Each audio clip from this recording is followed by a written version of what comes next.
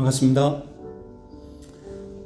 2022년 신년 예배 하나님께 올려드리겠습니다. 우리 다 함께 일어나셔서 임내송 부르시겠습니다.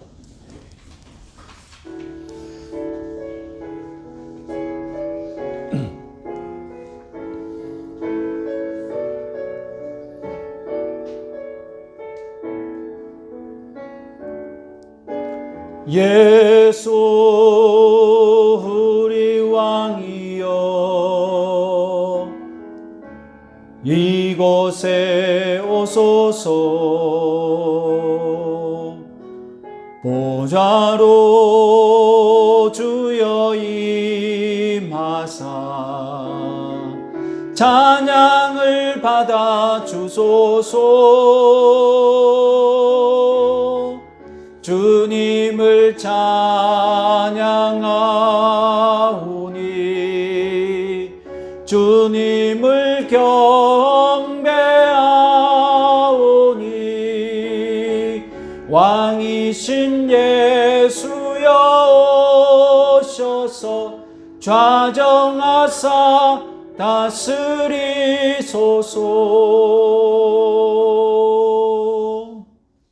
저하게 맞춰서 묵상기도 드리시겠습니다.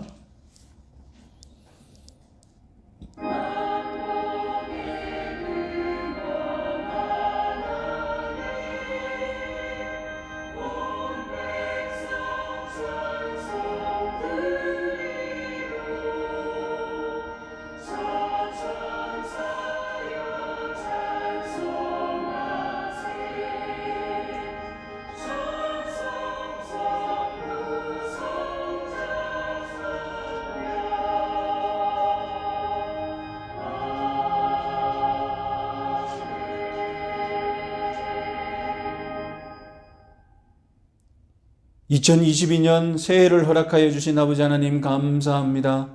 오늘도 새해 첫 주일을 맞이하여서 우리 혁신교회 성도들 감사한 마음으로 신년 예배로 모였사옵니다. 하나님, 이 예배 가운데 좌정하여 주시고 저희들이 올려드리는 찬양과 경배 흠양하여 주시고 하나님으로부터 신령한 은혜와 진리가 이 시간 우리 모든 성도들의 영혼을 가득 채우게 하여 주시옵소서. 하나님께는 영광이 되며 예배드리는 자에게는 기쁨과 은혜가 충만한 시간이 될 수 있도록 이 시간과 공간 하나님께서 거룩하게 지켜 보호하여 주시옵소서. 감사하고 예수님의 이름으로 기도드립니다. 아멘. 나는 전능하신 아버지 하나님 천지의 창조주를 믿습니다. 나는 그의 유일하신 아들 우리 주 예수 그리스도를 믿습니다. 그는 성령으로 잉태되어 동정녀 마리아에게서 나시고 본디오 빌라도에게 고난을 받아 십자가에 못 박혀 죽으시고 장사된 지 사흘 만에 죽은 자 가운데서 다시 살아나셨으며 하늘에 오르시어 전능하신 아버지 하나님 우편에 앉아 계시다가 거기로부터 살아있는 자와 죽은 자를 심판하러 오십니다. 나는 성령을 믿으며 거룩한 공교회와 성도의 교제와 죄를 용서받는 것과 몸의 부활과 영생을 믿습니다. 아멘. 우리 앉으셔서 찬양하는 시간 갖겠습니다.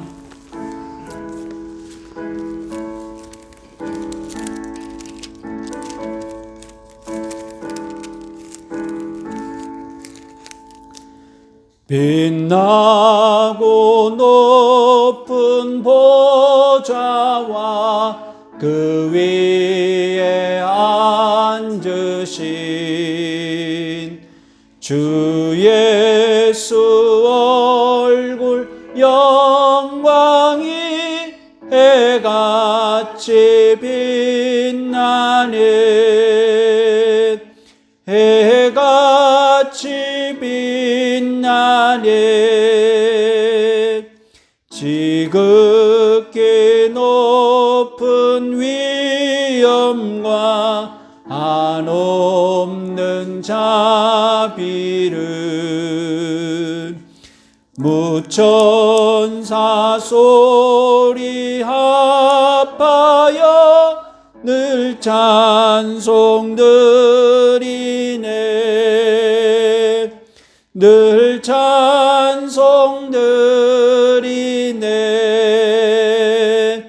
영죽을 나를 살리려 그 영광 떠나서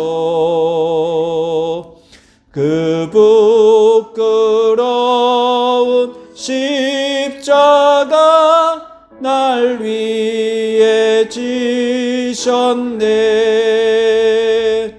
날 위해 지셨네. 나 이제 생명 있음은 주님의 은혜요. 저 사망 권세 이기니 큰 기쁨 넘치네. 큰 기쁨 넘치네. 주님의 보좌 있는데 천한 몸 이르러 그 영광 몸소 배울 때 내 기쁨 넘치리. 내 기쁨 넘치리. 아멘.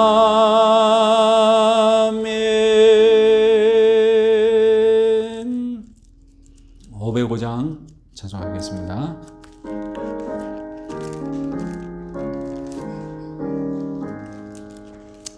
시온의 영광이 빛나는 아침, 어둡던 이 땅이 밝아오네.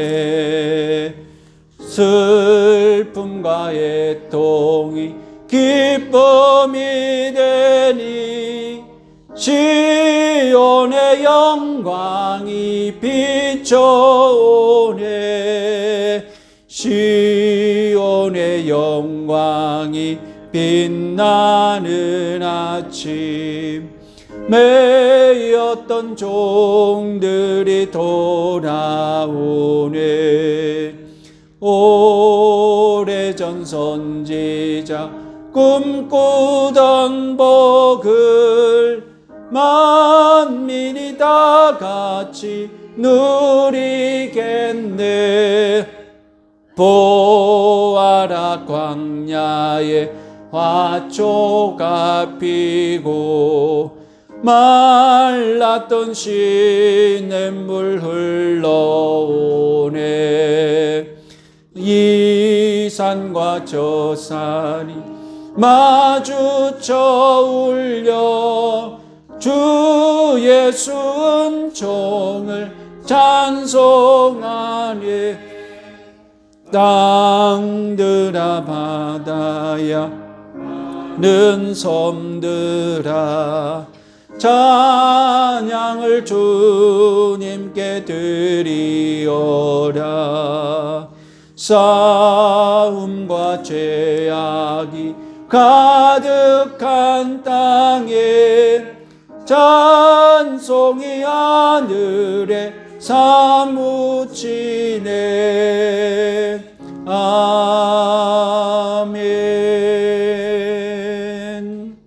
고미옥 집사님 대표기도 하시겠습니다.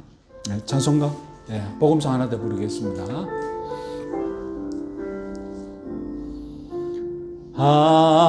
하나님의 음성을 듣고자 기도하며 귀를 기울이시고 내 기도를 들어주신다네.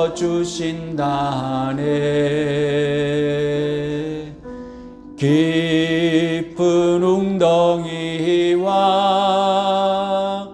수렁에서 끌어주시고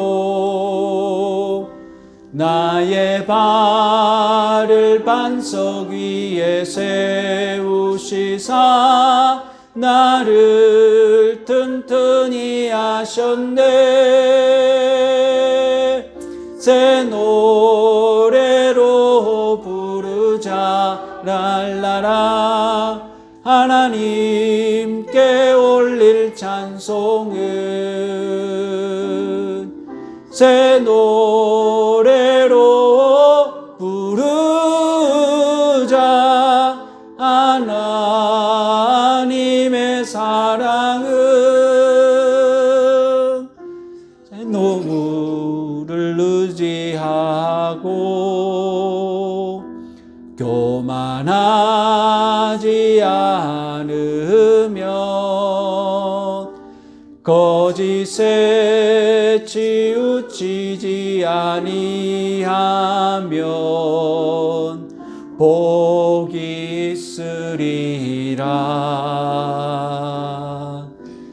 여호와 나의 주는 크신 권능의 구주라. 주의 크신 권능으로 우리들을 사랑하여 주시네.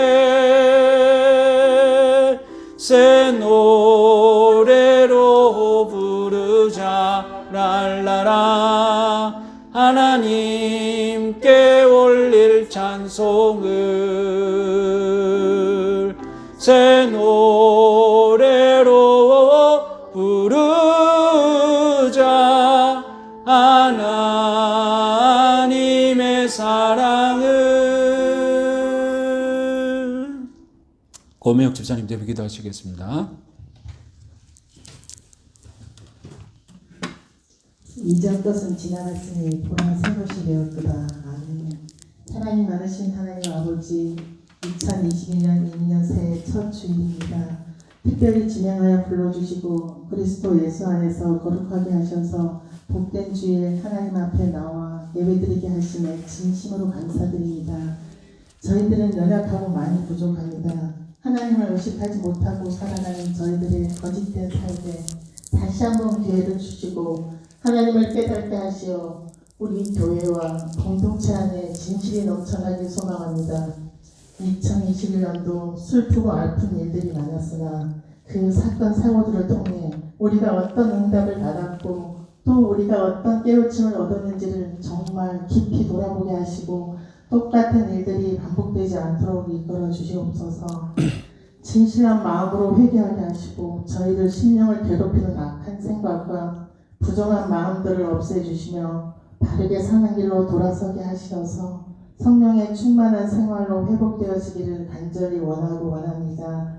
이 시간 말씀을 전하시는 목사님께 성령으로 기름 부어주셔서 말씀을 선포하실 때 능력과 권세가 나타나게 하옵소서. 이 시간 주님께 다시 한번 간구하오니 지난 잘못된 삶을 회개하게 하시어 새해에는 감사하며 기뻐할 일들에 대한 소망을 갖게 하옵소서. 새해에 저희들에게 주님께서 원하는 복을 주시고 지켜주시며 성도들의 가정마다 주님 지켜주시어 환난과 시험을 당하는 가정이 없도록 하시고 마음으로 몸으로 아파하는 성도들 있사오니 위로하여 주시옵소서. 오늘 예배에 참석하지 못한 성도들 어디에 있든지 이 시간을 기억하게 하시고 같은 은혜를 더하여 주옵소서. 지금까지 한없는 은혜와 사랑으로 돌봐주시고 인도해 주셨음을 감사드리며 이 모든 말씀 예수님의 이름으로 기도드립니다.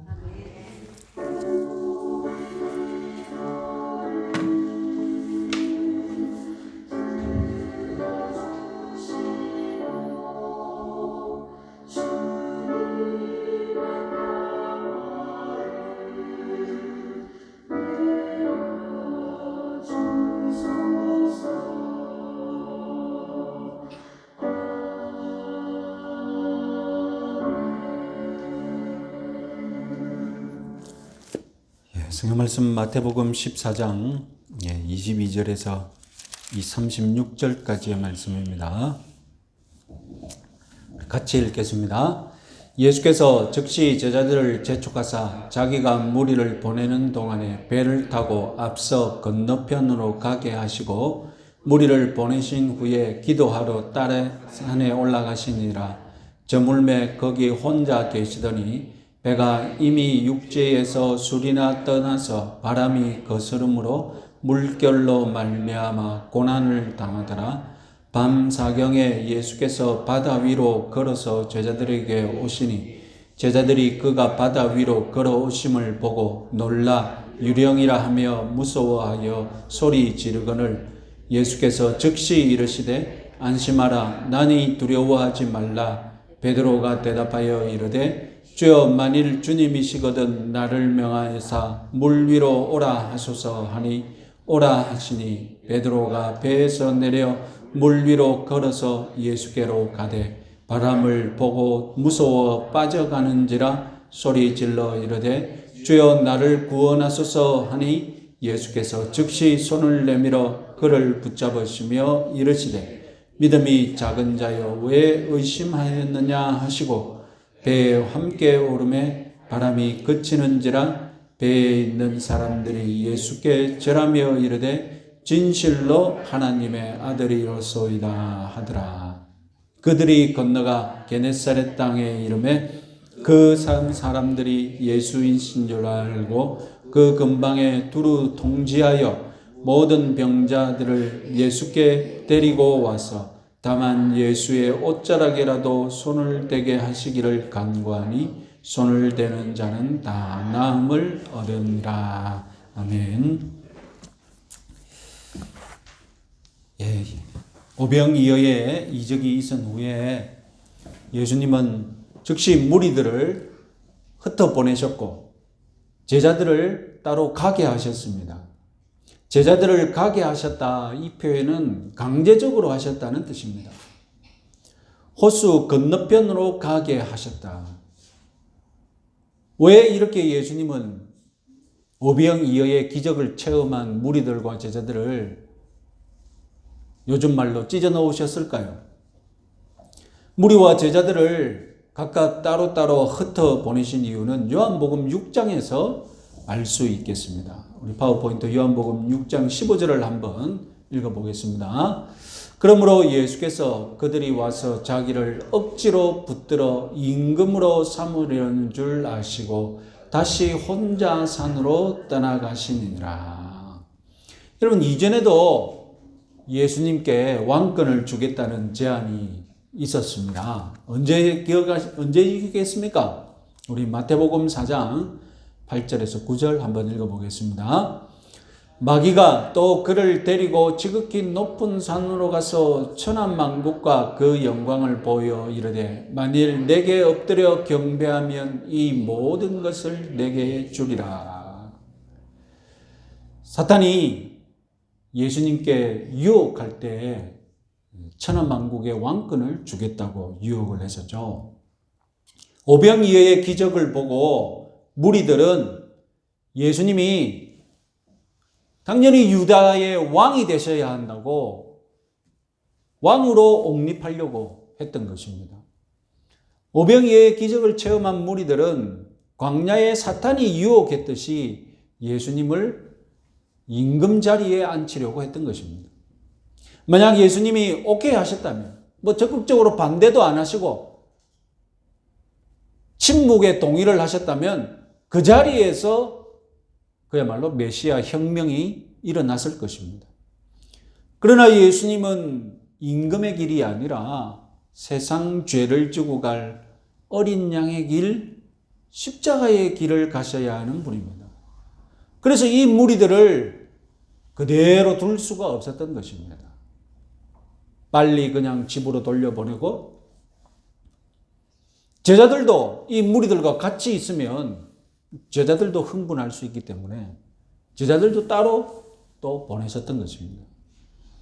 이 이유 말고도 예수님이 따로 혼자 있고자 하신 이유에 대해서는 마태, 마가, 요한 이 기적을 기록한 모든 복음서는 동일하게 산에서 기도하실 시간을 가짐이었다라고 밝히고 있습니다. 파워포인트 보겠습니다. 그런데 다른 복음서와는 달리 마태복음은 예수님이 혼자 기도하셨다 이런 사실을 자주 보고하지 않습니다. 가장 인색합니다. 예수님이 혼자 기도하셨다 이렇게 보고하는데 마태복음은 가장 인색한 복음입니다. 그런데도 여기서는 예수님이 따로 혼자 기도하셨다는 사실을 주목하고 있습니다.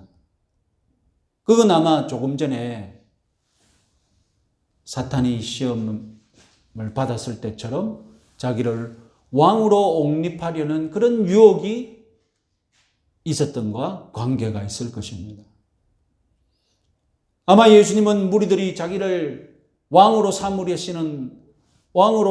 하는 일에 충격을 받았을 거나 아니면 심적인 동료가 있었을 거나 하여튼 영향을 받았습니다.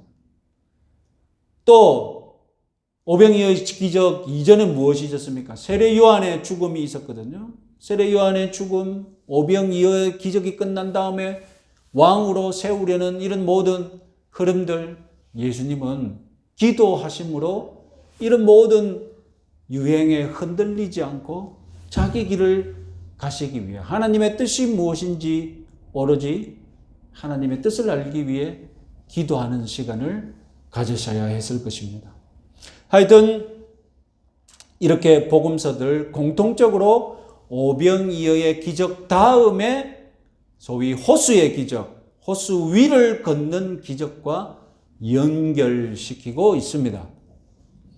그래서 그 장소와 시간을 보면 22절에서 건너편으로 보내셨다라는 말이 되어 있는데 건너편으로 보내셨다 다음에 34절에서 제자들이 도착한 곳은 호수 서쪽 게네사렛입니다. 그러니까 마태복음에서는 오병이어의 기적이 호수 동쪽에서 일어나서 예수님이 이 오병이어가 끝나면 제자들을 호수 서쪽 게네사렛으로 보내신 것으로 기록되어 있습니다. 자, 이런 배경에서 이제 호수의 기적이 일어납니다. 마태복음이 기록한 이 호수의 기적은 다른 복음서와는 다르게 1부, 2부로 구성되어 있습니다. 먼저 1부부터 간단하니까 유명한 말씀 이야기니까 다 아시겠죠. 배를 타고 호수를 건너가다가 제자들이 역풍을 만났습니다. 마태복음 8장에서도 갈릴리 호수에 폭풍우를 만난 일화가 기록되어 있죠. 그때는 성난 파도 때문에 고생했다면 14장에서는 파도보다는 역풍을 더 강조합니다. 역풍을 만난 것으로 고생합니다. 그리고 마태복음 8장에서는 예수님이 제자들과 함께 배 안에 계시면서 주무시고 계셨지만 지금 마태복음 14장에서는 제자들만 따로 가고 있습니다. 그래서 이 두 개의 사건은 별개의 사건이지 같은 사건이 아닙니다. 자, 배를 몰기 어려울 정도로 역풍을 만났다면 돌아가야 하는데 제자들은 돌아가지 않고 강행했습니다. 여러분 어떤 상황이겠습니까? 왜 돌아가지 않고 강행했습니까? 돌아가는 것보다 강행하는 것이 더 나을 때가 있겠죠? 어느 때겠습니까? 언제 이런 판단을 내리겠습니까? 호숫가에서 오래 살았던 어부들인데 왜 이런 판단을 내렸겠습니까? 이제 조금만 더 가면 육지를 도착할 수 있기 때문에 돌아가는 게 더 멀면 돌아가는 것이 더 거리가 멀면 역풍을 만나도 가야겠죠. 그런데 얼마 오지 않았다면 돌아가는 것이 더 가깝다면 육지에서 더 가깝다면 돌아갔겠죠. 자, 제자들은 그런 거리에서 애매하게 역풍을 만나서 지금 강행을 했을 것입니다. 역풍과 싸우다 보니 어느덧 밤 사경, 즉 새벽 3시에서 6시 사이가 되었습니다. 아마 체력도 바닥나고 그냥 역풍의 모든 것을 포기하려던 찰나에 예수님이 호수 위를 걸어 제자들을 찾아왔던 것입니다. 제자들은 물리를 걸어오는 그 무엇을 보고 유령이라고 판단했습니다. 이 육체를 가진 사람은 무리를 걸을 수 없고 유령이라면 무리를 걸을 수 있다고 나름대로 생각했겠죠. 제자들은 예수님을 못 알아보고 다른 죽은 자의 유령으로 판단했던 것입니다. 당시 민간 신앙에는 깊은 물 속에는 귀신이 사는 곳이었습니다. 당시 그리스 신화에도 육지에서 죽은 사람은 사람들이 시신을 수습해서 그 무덤에 같이 할 때, 우리나라도 마찬가지지만 그 노잣돈을 같이 놔두지 않습니까? 입에 돈을 물린다든가. 그러면 이제 그 죽은 사람이 이 지상계를 떠나서 천상계를 갈 때 무엇을 지나야 됩니까? 죽음의 강을 지나야 되는데 그때 배를 타고 건너가서 뱃삭으로 내야 되는데 그때 필요한 것이 노잣돈이거든요.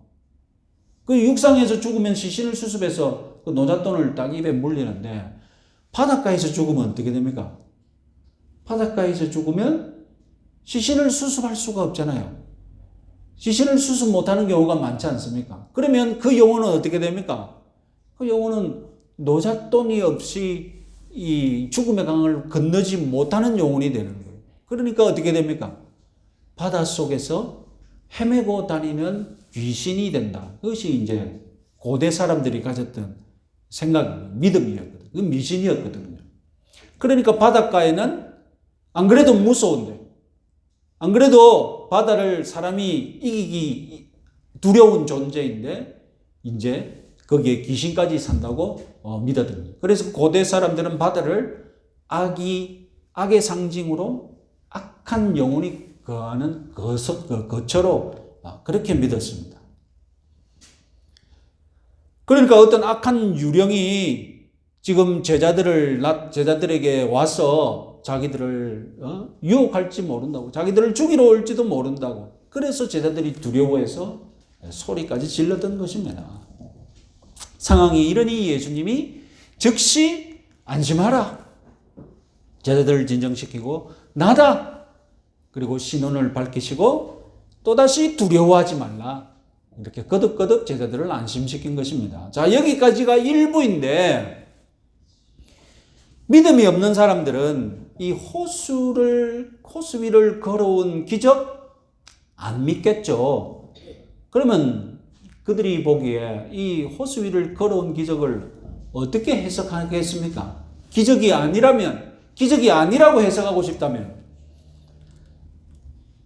예수님이 호수 옆, 즉 해안가를 따라 걸어왔는데 제자들이 잘못 봤다. 제자들이 착시 현상을 호수가 옆을 걸어 따라왔는데 물 위를 걸어온 것처럼 잘못 봤다. 그렇게 해석하기도 하고요. 또 무엇이 있습니까? 호수에는 물에 감춰진 모래톱이 있을 수 있거든요.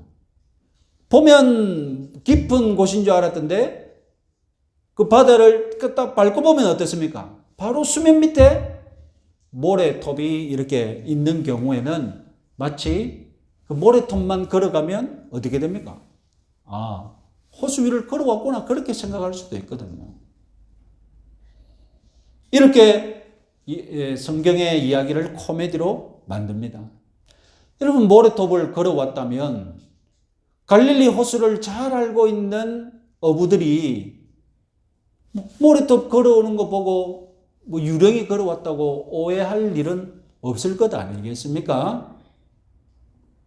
왜 이렇게 성경의 기적을 차라리 믿지 말지 그걸 이 코미디로 이렇게 자꾸 해석하는지 참 이해가 안 되죠. 자, 우리는 호수의 기적을 기적으로 믿습니다. 기적으로 믿되 한 발 더 들어가서 그럼 이 호수의 기적을 기록한 마태복음만의 특징은 무엇인가? 조금 더 세밀하게 한번 믿어보겠습니다. 자, 첫 번째, 마태복음만의 특징은 역시 마태복음답게 짧게 그리고 심심하게 기록했다는 것입니다. 여러분, 이 기록을 재미있게 기록하자면, 그래서 내가 조금 양념을 치자면 이 기록을 여러분 얼마나 재미있게 기록할 수 있겠습니까? 예?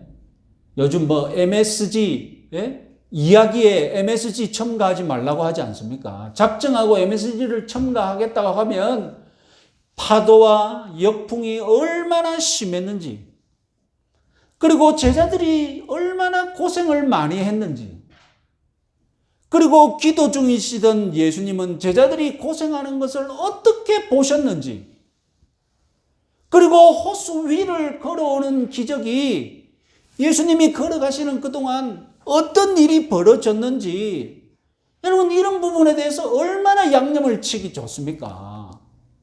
얼마나 이 이야기를 부풀리기 좋습니까? 그러나 마태, 마가, 요한 모두 전체적으로 간단하게 기록했습니다. 물론 마태는 제일 간단하게 기록했고요. 그나마 마가와 요한복음을 읽으면 아까 우리가 가지고 있었던 그런 궁금한 점에 대해서 몇 가지 정보를 주려고 노력은 하고 있습니다. 그런데 마태는 아예 그런 노력도 안 해요. 한 점에 궁금한 점에 대해서 1절 응답하지 않고 마태 특유의 스타일로 예수님의 기적에 대해서 가장 건조하게, 가장 심심하게, 가장 심플하게 기록을 했습니다. 하지만 이 호수의 기적 일부가 아무리 짧다고 해도 제자들에겐 예수님을 하나님의 아들로 믿게 하는데 충분했습니다. 왜냐하면 구약은 여호와께서 바다를 밟으시는 분이시라고 찬양하기 때문입니다. 우리 여러 가지 구절 중에 대표적인 구절 욥기 9장 8절 같이 한번 읽어보겠습니다. 그가 홀로 하늘을 펴시며 바다 물결을 밟으시며. 자, 여러분 앞서 말씀드렸다시피 바다는 고대인들에게 악을 상징합니다. 하나님은 이 악의 상징인 바다를 어떻게 하신다고요? 밟아서 굴복시키시는 분이시다라고 구약에서는 하나님을 그렇게 찬양한 것입니다. 하나님은 바다를 밟아버리시는 분이시다. 이 히브리어로 기록된 욥기 9장 8절이 헬라어로 번역될 때 하나님이 바다를 밟으신다라는 이 표현이 조금 부드럽게 번역이 되었습니다. 그래서 바다 위로 걸어오신다라고 헬라어 구약 성경은 그렇게 번역했습니다. 히브리어 구약 성경은 하나님은 바다를 밟으시는 분이시다라고 했는데 하나님은 바다 위를 걸어오시는 분이시다라고 부드럽게 번역이 되고, 우리 성경 마태복음 14장 26절 그대로 하나님이 바다 위를 걸어오신다라고 똑같은 단어로 기록이 되었습니다. 지금 예수님이 제자들에게 보이신 일은 하나님만이 할 수 있는 바다를 밟으시는 분이시라는 겁니다. 그 악한 바다, 악의 상징인 바다를 하나님은 밟으셔서 굴복시키고 잠잠케 하시는 분이시다라는 것을 이 호수의 기적이 보여주고 있는 것입니다. 그러니 제자들은 이 호수의 기적이 끝났을 때 호수의 바람이 사라지고 호수가 잔잔해지자 예수님을 보고 뭐라고 하셨다고요? 하나님의 아들이시구나라는 것을 믿을 수 있었다는 것입니다. 이것이 바로 마태, 마가, 요한 모두의 공통된 교훈입니다. 하지만 앞서 마태복음만 이 호수의 기적이 1부, 2부로 구성되었다고 말씀드렸지 않습니까? 1부까지는 마태, 마가, 요한 거의 똑같습니다. 마가복음이 제일 간단한 것이 특징이라고 말씀드렸죠. 그런데 가장 짧은 마태복음은 마가복음, 요한복음에는 전혀 없는, 단 한 단어도 없는 베드로가 호수 위를 걸어가는 기적을 입으로 덧붙여 놓았습니다. 단독으로 보고하고 있습니다. 그래서 베드로가 물 위를 걷는 기적은 알고 보면 예수님이 호수 위로 걸어온 기적을 모방한 것 아닙니까? 그래서 우리 표를 보시면 문학적으로도 똑같이 일부를 모방하고 있습니다. 우리 표를 한번 봅시다. 예? 자, 여러분 보시면 예수님이 제자들과 분리된 이후 이 이야기는 마지막에 어떻게 끝납니까? 예수님과 제자들이 만나는 것으로 끝납니다. 그런데 여러분 그 사이의 이야기의 흐름을 보십시오. 예수님도 제자들은 바람의 위험을 겪고 물 위를 예수님이 걸어오십니다. 예수님의 정체가, 예수님이 제자들을 만나서 너희 두려워 말라고 하십니다. 그러자 이번에는 베드로가 물 위를 걸어갑니다. 베드로가 또 바람의 위험을 맞습니다. 이렇게 1부, 2부는 사실상 똑같은 이야기가 반복되는 것이라고 볼 수 있겠습니다.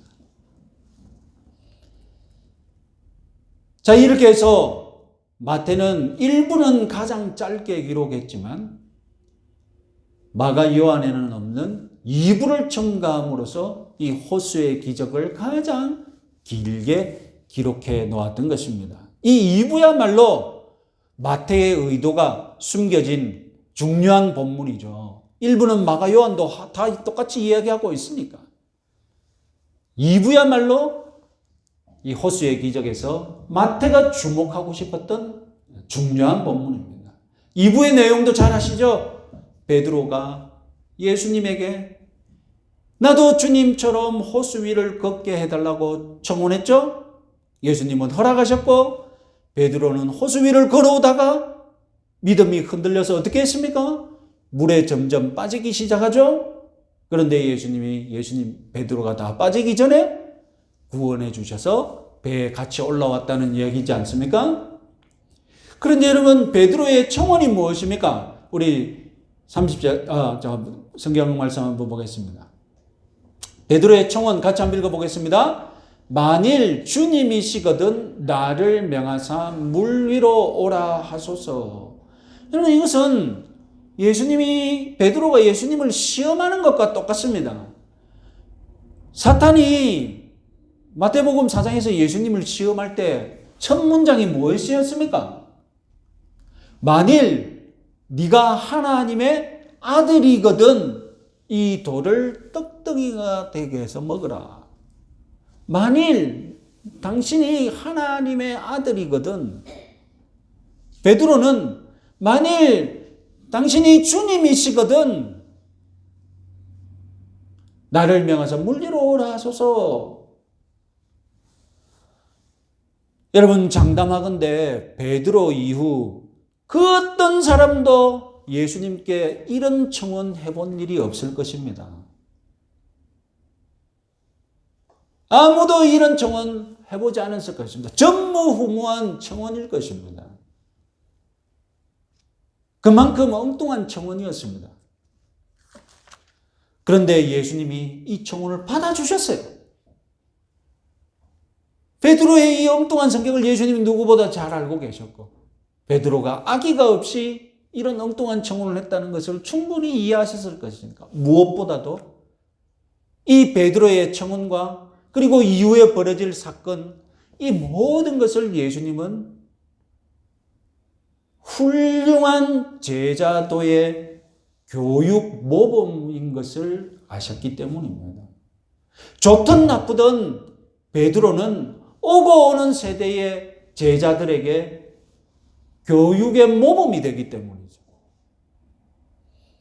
예수님이 이 자신을 시험하는 이 청혼을 허락하심으로써 그리고 이후에 벌어졌던 이 일화들이 우리들에게 오늘날 어떤 교훈을 주는지 우리는 역시 주목해 봐야 되겠죠.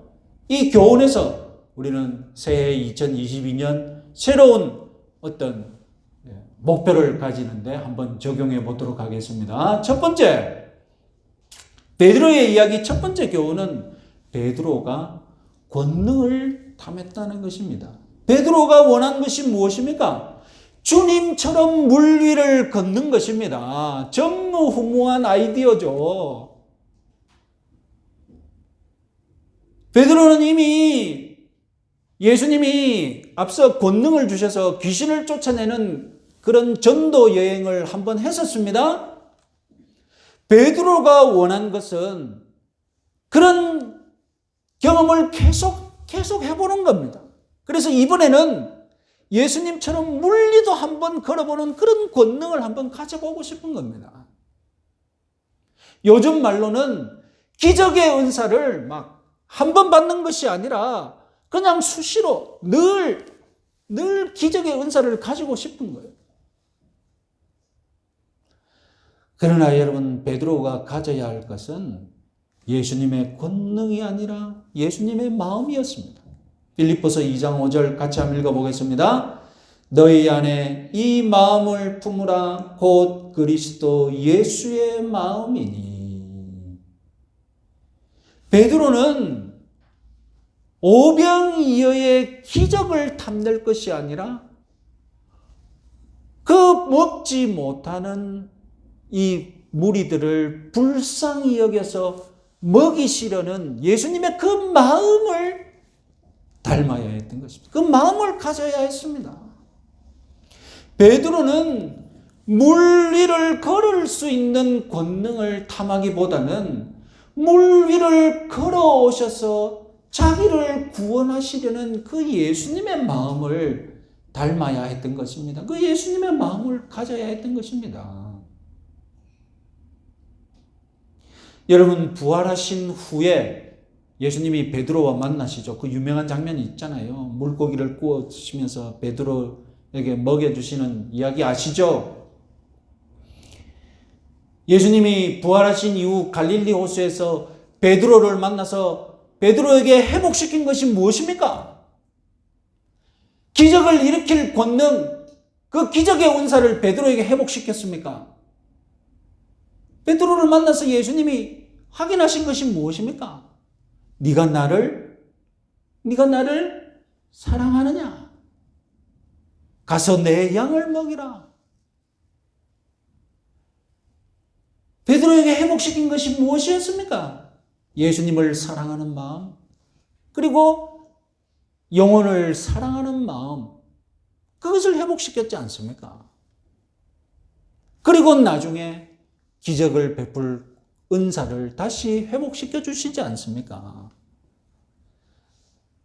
베드로가 진정으로 품어야 할 것이 무엇입니까? 그것은 예수님의 마음, 영혼을 사랑하고 영혼을 구원하려는 그 마음을 먼저 가져야 했습니다. 여러분, 오늘 저와 여러분들에게도 우리들이 먼저 주님께 가져야, 주님으로부터 받아야 할 것, 주님으로부터 내가 탐내야 할 것 무엇입니까? 예수님의 마음이신 줄 믿으시기 바랍니다. 예수님으로부터 권능을 받으려는 마음 이해합니다. 그럴 수 있죠. 내가 기적의 은사를 체험하고 싶은 마음 충분히 그럴 수 있습니다. 그러나 여러분, 우리 기본적으로 우리 모든 성도들이 예외 없이 주님으로부터 받아야 할 것은 무엇입니까? 주님께 본받아야 할 것, 그것은 주님의 마음이신 줄 믿으시기 바랍니다. 그래서 여러분, 올해 2022년 우리 혁신교회 성도님들은 예수님의 마음을 더 많이 품고 예수님을 더 닮아가시는 그런 한 해가 되시기 바랍니다. 그래서 예수님의 마음, 사랑하는 마음, 불쌍히 여기는 마음, 이런 마음이 여러분 마음속에 풍성한 한 해가 되시기 바랍니다. 그래서 그러다가 하나님께서 은혜 주신다고 기적을 행할 수 있는 마음, 기적을 맛보는 마음, 그런 체험도 우리에게 일어날 수가 있는 것입니다. 권능을 추구하는 마음 이전에 우리가 먼저 추구해야 될 건 무엇이라고요? 권능을 추구하는 마음 이전에 예수님의 그 마음 자체를 우리가 먼저 본받아야 한다는 것, 올 한 해 그렇게 해서 예수님의 마음을 더 닮아가시는 한 해가 되시기 바랍니다. 자, 베드로 이야기의 두 번째 교훈. 그것은 베드로가 어떻게 실패했는가? 베드로는 왜 실패했는가? 베드로는 왜 물 길을 걸어가다가 점점 빠져두고 말았는가? 베드로는 처음에 주님만 바라보고 호수로 뛰어들었습니다. 그때는 믿음이 컸죠. 큰 믿음을 가지고 뛰어들었습니다. 나도 주님처럼 호수 위를 걸어갈 수 있어. 그러나 30절을 읽어봅시다. 30절 바람을 보고 무서워 빠져가는지라. 주님을 잘 보고 가던 베드로에게 바람이 세차게 부는 소리가 들렸던 거예요. 그래서 주님을 향하고 있던 눈을 어떻게 했습니까? 호수를 보고 자기가 발을 딛고 있는 호수를 보고 바람을 보기 시작했어요. 그 순간 믿음이 흔들리기 시작했어요. 앞서 큰 믿음으로 바람, 호수 이런 거 다 무시하고 큰 믿음으로 주님만 보고 뛰쳐나갔는데 시선을 호수로 돌리는 순간 이제 믿음은 작아지고 호수, 바람 이런 것들을 계산하는 합리적인 이성 이것이 갑자기 가동되기 시작한 거예요.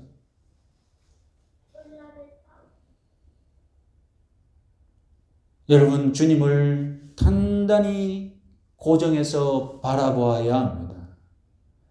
지금 내 손에 잡히고 피부에 와닿는 이런 물질적인 환경, 우리는 얼마든지 눈을 돌리기 쉽습니다. 그럴 수밖에 없습니다. 우리 인간 특징이 그냥 눈을 돌리고 귀가 열리면 귀로 듣고 그리고 손에 만져지면 느낄 수 있는 이런 우리 기본적인 특징이니까요. 그래서 우리 주변에서는 온통 우리들의 시선과 우리들의 믿음을 빼앗기에 충분한 것들이 우리의 믿음을 자꾸 작게 만들 것입니다. 우리를 자꾸 두렵게 하고.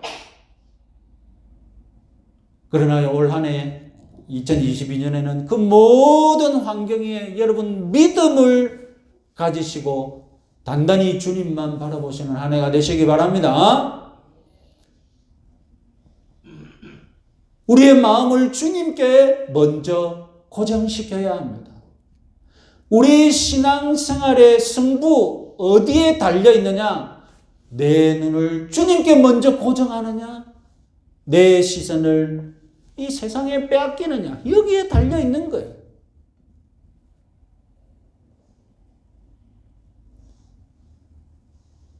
믿음이 적은 자여 왜 의심을 하였느냐? 이렇게 책망을 듣는 한 해가 아니라 믿음이 큰 자여 잘하였도다. 너는 내만 바라보고 나만 바라보고 이렇게 달려왔구나. 칭찬받으시는 한 해가 되시기 바랍니다. 자, 세 번째 교훈은 전체적으로 볼 때 예수님은 제자들을 기꺼이 호수로 따로 보내셨다는 것입니다. 이 호수의 기적은 처음부터 예수님이 작정하고 보내신 일로 시작되었다는 것입니다. 직전에 오병이어의 풍성한 잔치가 있었습니다. 예수님은 그 오병이어의 잔치를 빨리 깨뜨리시고 사람들은 다 돌려보내고 제자들을 호수로 내보내셨지 않습니까? 그리고 그 호수는 역풍이 부는 호수였습니다. 신앙생활하면 오병이어의 잔치 같은 삶이 연속으로 펼쳐지면 얼마나 좋겠습니까? 오늘도 오병이어의 잔치 맛보고 내일도 오병이어의 잔치 맛보고 2021년이 오병이어의 잔치 같은 한 해였다면 2022년도 오병이어의 잔치 같은 한 해였으면 얼마나 좋겠습니까? 그러나 예수님은 오병이어의 잔치를 끝나자마자 빨리 이 잔치 잊어버리라고 전부 다 쫓아보내시고 제자들은 역풍이 부는 바람으로, 역풍이 부는 호수로 보내신 거예요.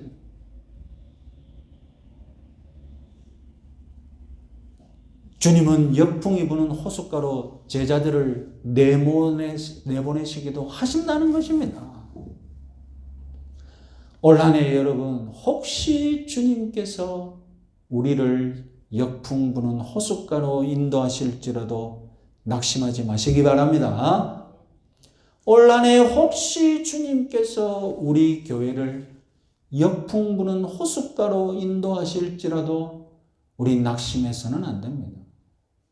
지난 한 해 우리 혁신교회 입장에서 보면 오병이어의 잔치, 코로나 이 시국에서 우리는 이렇게 좋은 예배당에서 꾸준히 예배에 모여서 드렸으니 2021년은 뭐 남부럽지 않게 오병이어의 잔치와 같은 한 해였다고 평가할 수 있겠죠. 그러나 2022년도 코로나의 위기 속에서 우리 교회가 오병이어의 잔치 같은 한 해가 펼쳐질 것이라고 또 기대는 할 수는 있겠지만, 그렇게 믿고 우리 모두 신앙생활을 하겠지만, 주님의 계획은 역풍이 부는 호숫가로 우리를 인도하실지도 모른다는 것입니다. 여러분, 신앙생활을 해보시면 저는 교인들을 딱 두 종류로 나눌 수 있어요. 목회자의 입장에서. 첫 번째 교회는 무슨 일이 있더라도 이 교회를 지키고 무슨 일이 있더라도 한번 교회에 출석 잘 하겠다는 그런 자세를 가진 교인이 있고, 두 번째 교회는 어떤 교인이냐. 무슨 일만 있으면 이 교회에 안 나오려고, 무슨 일만 있으면 빠지려고 그런 자세를 가진 교인이 있어요. 그래서 교회에 안 나올 거리를 찾아다니는 사람이 있어요. 어떤 교회는 무슨 일이더라도, 무슨 거리가 있더라도 이 교회를 지키겠다고. 여러분, 올 한 해 여러분들은 어떤 신앙, 어떤 자세로 이 교회를 여러분 헌신하시려고 합니까? 무슨 거리가 있으면 안 나오시겠습니까?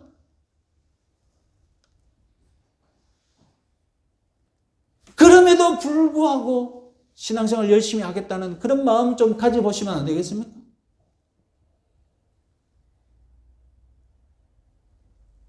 내가 역풍 부는 호숫가에 있더라도 낙심하지 않는 그런 신앙생활을 해보겠다고 다짐하시는 새해가 되시기 바랍니다. 내가 역풍 부는 호숫가에 있더라도 낙심하지 않을 수 있는 이유, 그것은 바로 주님이 그때 걸어오셔서 나와 우리 교회를 구해 주실 것이기 때문입니다. 믿으시면 아멘 하시기 바랍니다. 작은 믿음일지라도 주님 구해 주십시오라고 베드로가 외쳤을 때 주님이 베드로의 손을 잡아주시고 우리를 시험에서 건져주실 것을 믿으시기 바랍니다.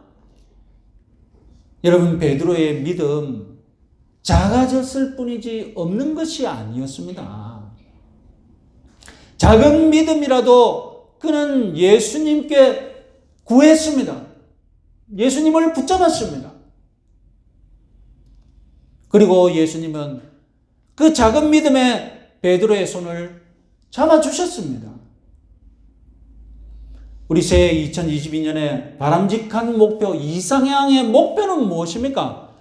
저와 여러분 모두 큰 믿음을 가지는 것이죠. 큰 믿음을 가지는 것입니다.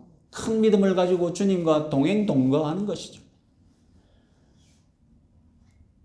그런데 여러분, 우리의 현실, 우리의 믿음이 작아지기 쉽고 실제로 작아지는 일이 빈번하다는 것입니다. 올 한 해 우리는 믿음이 작아질 때가 많이 있을 것입니다. 충분히 그런 일이 있을 것입니다.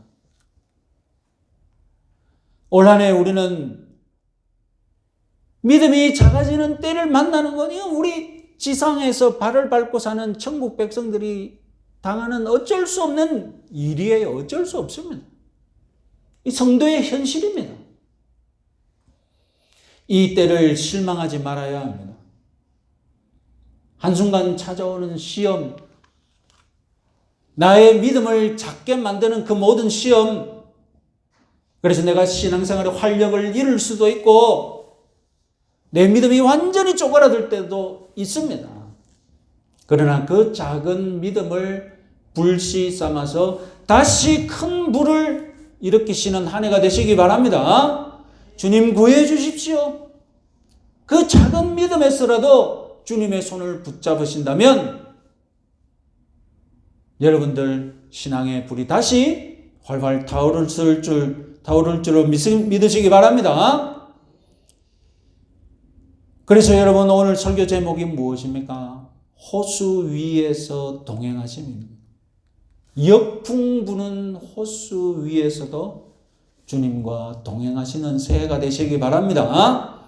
올 한 해 2022년 내가 어떤 형편에 있더라도 주님이 동행하여 주실 것을 믿는 믿음의 한 해가 되시기 바랍니다. 찬송가 382장 찬송하시겠습니다.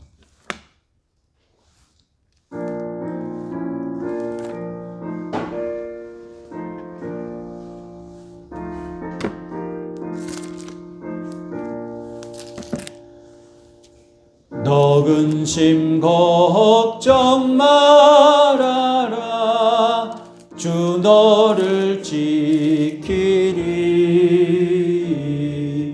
주 날개 밑에 거하라 주 너를 지키리 주 너를 지키리 아무 때나 어디서나 주 너를 지키리 늘 지켜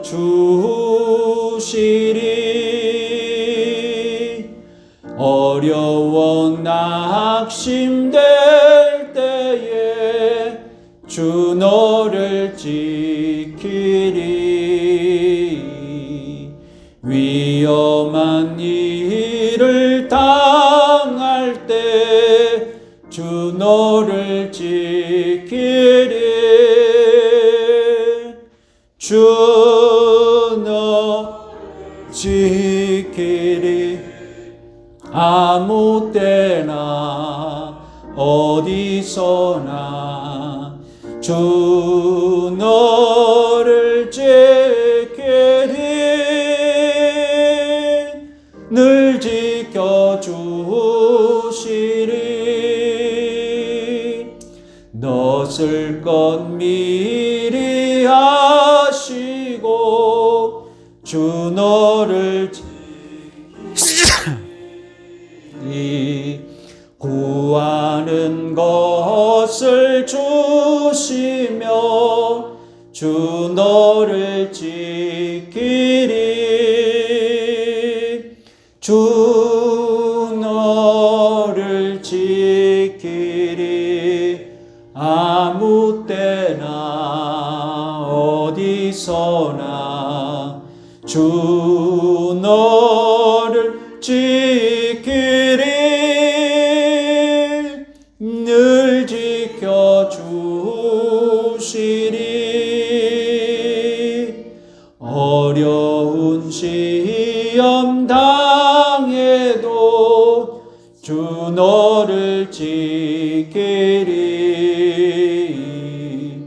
구주의 품에 거하라 주 너를 지키리 주 너를 지키리 아무 때나 어디서나 주 너를 지키리 늘 지켜주시리.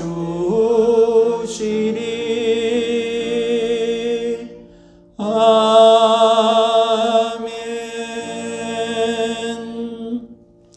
감사하신 아버지 하나님, 오늘도 저희들에게 새해를 허락하여 주시고 2022년 감사하는 마음으로 예물을 드릴 수 있도록 믿음을 허락하여 주신 것 하나님 감사하며, 또한 이 바친 손길들을 축복하여 주시고 30배, 60배, 100배로 하나님 복을 내려 주시옵소서. 올 한해는 주님께 많은 복을 받는 우리 성도들 되게 하여 주시옵소서. 영적으로도 육적으로도 하나님 영혼이 잘됨 같이 범사가 잘되는 복을 내려 주시옵소서. 이 코로나의 위기 속에서 하나님 백신 접종도 잘 진행되게 하시고 하나님 무사히 이 코로나의 위기를 다 같이 잘 극복할 수 있는 은혜를 내려 주시옵소서. 감사하고 예수님의 이름으로 기도드립니다. 아멘. 네, 간구 말씀드리겠습니다. 2022년 새해에도 우리 성도님 가정마다 하나님의 은혜와 축복이 풍성하기를 기원합니다. 우리 서로 한번 앞뒤로 한번 보시고 새해 복 많이 받으십시오. 새해 인사 한번 하시죠. 새해 복 많이 받으십시오. 예, 새해 복 많이 받으세요. 2022년 교회 달력, 예, 아직 많이 남아 있습니다. 전도 차원에서 막 가져가셔도 됩니다. 그래서 방마다 걸어 놓으셔도 되고 친구분들, 주위 분들에게 선물하셔도 되니까 많이 가져가시기 바랍니다. 자, 아시다시피 강화된 거리두기 2주간 더 연장되었죠. 예, 방역에 협조해 주시고 여러분 컨디션 안 좋으시면 온라인 예배로 드리시기 바랍니다. 자, 다른 광고 없으시면 우리 일어나셔서 축도로 모두 주서 마치겠습니다. 우리 주 예수 그리스도의 은혜와 하나님 아버지의 사랑과 성령의 교통하심이 2022년 새해를 맞이한 우리 모든 성도들 머리 위에 영원토록 함께 있을지어다. 아멘.